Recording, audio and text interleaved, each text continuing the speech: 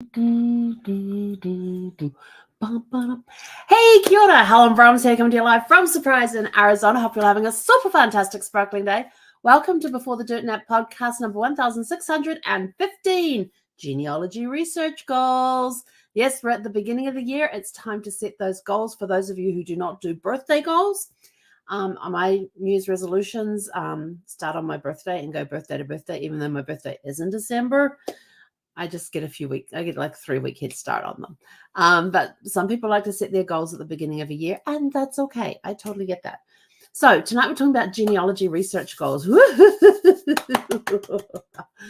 And research goals when it comes to genealogy are things like, we've just finished the holidays where people have gotten together over the holiday, and we're talking like back to Thanksgiving or through Hanukkah and Kwanzaa and Christmas and whatever other holidays are in there where everybody has gotten together. There's been family get-togethers. The stories start stirring. There's those stories that start coming up again, and you're like, is that actually true or not? I'd like to find out. So now it's time to take those stories that you have heard over the holiday break, over the holidays the last 6 weeks, and turn around and set goals to find out, is that actually true? Or what was that thing about Aunt Mavis that they said? I wonder if that's actually true. What about Uncle Pete? Yeah, he was a dark horse, that one. I want to find out a little bit more about him. There's those little things that will just spark questions in your head, and you're like, I need to get these questions out of my head. And you don't have your magic wand to take it out of your brain to put it in the pensive bowl. So you've got these questions that have come up over the holidays, and you're trying to think, how should I approach them? What should I do? So there's different ways you could do that. You could write down as much as you know about the story. The first thing is record it in some way. What is the story that you heard? Who are the people that were involved with this story that you heard? And then let's figure out how to start the research. So when starting genealogy research, the first thing you want to do is that you don't want to go, I'm going to research my family tree. You pull up your sleeves and you're like, where do I start? Very easily. What do you know? Very simple. Just take pen and paper and write down everybody that you know. Write down all the people you know. Write down any birth dates, death dates, marriage dates, any children, spouses, everything. Just write down everything that you know. And there's lots of different forms out there that can help you organize that information into some sort of order so that you get to see it. And so it's, write down everything you know. That's the very first place to start. And sometimes you'll sit there and you'll go, oh, I don't actually know a lot about that person. Okay. So like I said, just write with what you know, and then we start from there. And then we don't just turn around and go, okay, get into the tree. Here's my information. Yes, there's my mom's information, my dad's information, boom. And basically that's how you start a tree on Ancestry, is that when you start a tree on Ancestry, you go in and you go, here's my information. This is me. I am the home person. We have a home person on the tree. So that is the person on the tree that if you ever get lost in your way when you get onto this big, massive trees and everything else, I do it all the time on mine. And I'm just sort of like, where the hell am I? Or if I'm working, because on my tree, unfortunately, what I've done is that I should have actually split it and I didn't, is on my tree, I have my family and I have Brad's family. So, and I'm the home person and I like be working in his tree. And I was like, oh, damn, how do I get all the way back to me? And then I've got to go and research something on my side of the family. And so I click the little home button and it goes, and there's me right there. And from there, I can work my way back to wherever it is and then work my way onto that side of the family to where I need to go. So the home person is usually you if you're researching your own tree. Then it asks you for your mother's information, your father's information, and boom, you've got a tree start. And then you've got to ask, as soon as you put one of those in there, it will then ask you to name your tree. So I have a few trees. And from then you can start your research and just start putting in the information that you know how to, and it's very easy to, some people find it difficult, but I guess because I've been using it since the day dot, the day they started, I've found it pretty easy, and it's always kept that way. There's been times I'm sort of like, well, hang on, they've changed this, now what? But it's going in there and getting that information and putting it where it needs to go. and starting to see it laid out. When you see it laid out in a tree, it's really, really cool. Now, there are manual sheets that you can use, like family group sheets. And this has up the top, it has the father's name and his information. Then it has the mother's name and her information, and then their children are listed underneath. But also immediately underneath the father, they'll have like his parents, any other spouses that he's had, and the same for the wife. But the marriage details are under the husband, the father's names. And then you've got all the kids' information down below. Now, some people with those will take those group sheets, and you can get those free on Ancestry. You can get them free at the National Genealogical Society's website. You can get them free on FamilySearch.org. FamilySearch.org is a free site as well. Ancestry does require a subscription, and what other one? National Genealogical Society has some free stuff available, but if you become a member, you get a whole bunch more, and they've got a whole bunch of courses on there as well. FamilySearch.org. It's one of my favorites that I've used for years. When they started putting things online, Ancestry and FamilySearch.org were the two websites I signed up for like immediately as soon as I found out about them, which was basically almost just after they started. I had a program called Family Tree Maker, and that helped me put things in there. And that's a separate program that sits on your computer, and it eventually connected with Ancestry, and you could start talking between the two, which was kind of cool.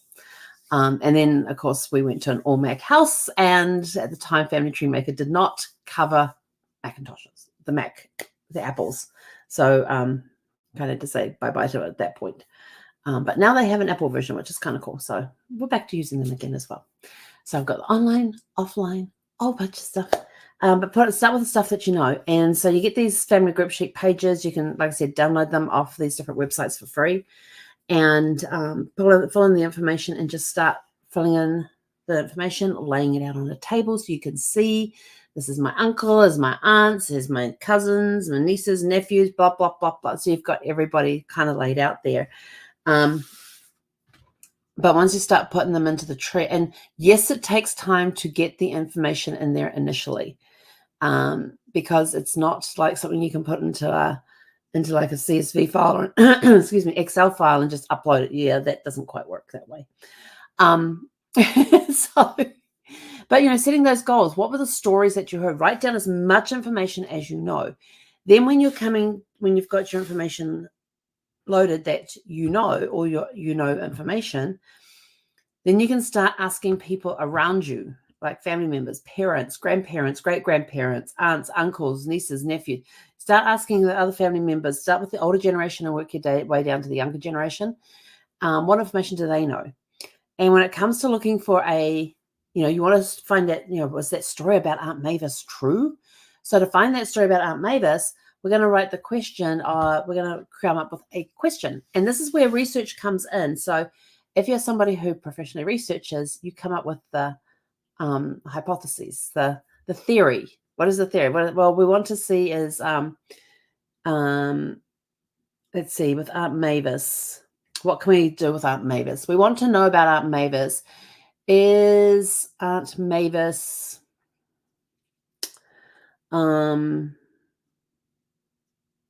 jeepers, my brain's just got. I'm just looking around for inspiration, but I cleaned up my office the other day, so there's like nothing on my desk right now, and it's yeah. So you got Aunt Mavis there, and there's rumors in that she may not actually be part of the family. So it could be, who are the parents to Mavis Thompson? There you go. Who was born in 1893 and died in 1972. That's the information that you have. And you want to know, who are her parents? And you've got the places that she was born and that sort of stuff. And she kind of fits into to what you know about these great aunts and uncles that you've got there. So she kind of fits in with those and the time period and stuff. But there was a rumor that she may not actually be a family member. She might have been adopted. So what information can we find out about that? Or it could be that she's not really an aunt. She's just one of those family friends who's been around for years, and they're like the honorary aunts. So it could be something as simple as that. So your question is, who is the parents of Mavis? What do we call it? Thompson, 1893 to 1972. You know, so now then all your research that you're doing is to answer that question. And when you're researching, you can, and you don't have to sit down, although if you're like me and you love genealogy, you'll go down rabbit holes. And here's the story on rabbit holes. They are fun. Some people will say, oh, you got to avoid the rabbit holes. No, because rabbit holes send you in places that you may not have thought about, and they come at the question in different angles, which could provide you with the clues to help you find what it is you need. So it could be you're doing the general research as you know how to do genealogy research, and then there's this little person that pops up over here that's attached to this Mavis Thompson person. You're like, oh, and so to avoid going down the rabbit hole, you ignore that person. But that person, when you go down that rabbit hole to explore that person, that could be the key that you need to unravel or unlock the mystery of Mavis Thompson. So do not ignore rabbit holes. Yes, they can be time consuming. Yes, you can have a lot of fun down there. And yes, you can bookmark them to go back and research further later. But sometimes you will find that that little key to the back door that lets you in, and there's a treasure trove of information in there, or it disproves a question that you may be answering. There's other things that can happen too with rabbit holes, is that I always say sometimes you have to go sideways to go upwards. And this is when I talk about sometimes you got to look at yes, you've got like Mavis Thompson here. Who are her siblings? Because her siblings could provide the clue as to who her parents are. So going down the rabbit holes of the siblings could give you those clues to help you find the parents. And it could be something as simple as like let's have a look at census reports. Maybe there was a census report there that had her listed living in, next door. Maybe her parents were living with her on the census report. You don't know unless you go and look. So there is a great number of things that you can do to research this, but you've got to ask that initial question. Who are the parents of Mavis Thompson, who was born in 1893 and died in 1972? And she may have been born in England, and she may have died in the US. She may have died in New Zealand. She may have died in Australia, somewhere else, or she could have stayed in England her entire life. But who was she? And what information can you find out about her to find out if she is actually part of the family? Maybe she's actually a cousin, and her parents are the aunts and uncle, as the aunt and uncle. Maybe she's a cousin. I remember growing up, we had some of Dad's cousins. For some reason, for a while, we were calling them aunts and uncles, and it turned out that they were actually cousins, not siblings. So that kind of confused me a little bit there. There's been family friends over the years that we've called aunts and uncles because they've just been such close family friends. And that's, instead of calling them just by their first name, we would get told to call them aunt or uncle to sorry, I had a little frog appearing in my throat. That we just call them aunt and uncle as a sign of respect. So, was Mavis Thompson actually part of the family, or was she one of those family friends that had the honorary title of aunt? So there's, what other questions have come up, other stories that have come up during the holidays when everybody's been getting together and you sit down and you're telling family stories and things. And, there's a message from my brother. Is this a good place to search? MyHeritage. MyHeritage is coming up. It's got a lot of information on MyHeritage. They also have some information that is not available on Ancestry. So MyHeritage is one of the, so you've got MyHeritage, which is a subscription site, Ancestry, which is a subscription site. You've got FamilySearch.org, which is not a subscription site, it's free. And then you've got like the National Genealogical Society. It could be for in your own country. Here in the US, it's called National Genealogical Society. No, National Society in New Zealand, it's like New Zealand Society of Genealogy, I think it's called. NZSG, yeah, New Zealand Society of Genealogy. But most of them have subscription services. And MyHeritage has a lot of really good information on. It has a lot of the similar information to what Ancestry has. I have a subscription on both because I find that some of my clients use MyHeritage, some use Ancestry, some don't have either. Ooh, I might get rain tomorrow. Yes. Sorry, that just pops up on my phone. And there's also resources that are on MyHeritage that are not on Ancestry and vice versa. So between those 3 sites, familysearch.org, ancestry.com, and MyHeritage, you can find, actually, we were told by a lawyer in one of my genealogy classes last year that this is a official legal term. You can find a crap ton of information. Yes. And so I was sort of like, okay, she uses that term too. Excellent. Because I get hearing that a lot. So those are really good sites that have got a lot of different resources, and it depends on what you're researching and what areas you're researching as to which ones are the better ones to use as well. But when I'm looking for my clients, I actually have trees in both for them, and I will transfer information from the MyHeritage site to Ancestry, or Ancestry to MyHeritage, depending which one it is that they use, that my clients use. So yeah. So what are your goals for this year? You know, what stories did you hear that you want to confirm or deny? Confirm if they're true or not. What interesting little tidbits did you pick up along the way that you want to clarify, or you want more information on, or this story just sounds a little outlandish? Did it really happen? Depending how much details they went into it. Sometimes the most outlandish ones can be true, which is kind of surprising. So but yeah, there's all sorts of stories and things out there. And I remember reading about one of my great grand uncles. He was my great grandmother's brother, who was in the book. It's called Most Dangerous Men in Australia with a question mark. And he had an entire chapter to himself. And it was very entertaining reading, especially since I knew some of his story. I didn't know all of his story. I just knew some of it. And I still only know some of it, even after adding in this information. And so I thought, well, I need to research this more. And so I started researching it more. And I found police reports where he was arrested for treason. And then he was released like 4 days later, and then released. And then 4 days later, he was rearrested again. He spent time in prison. He kept telling people that he was from Germany. And yes, he was German descent, but he was actually born in New Zealand. But he was telling people he was born off the coast of California. And then another time he would tell them that he was born in Germany and the Germans and he was actually a Nazi sympathizer and somehow embezzled money from the Nazis. Don't ask me how, I have no clue. But he somehow got involved where he ended up getting money from the Nazis that he was supposed to be looking after, and he ended up embezzling the money from them. Don't know, I have no clue. But this was in this book.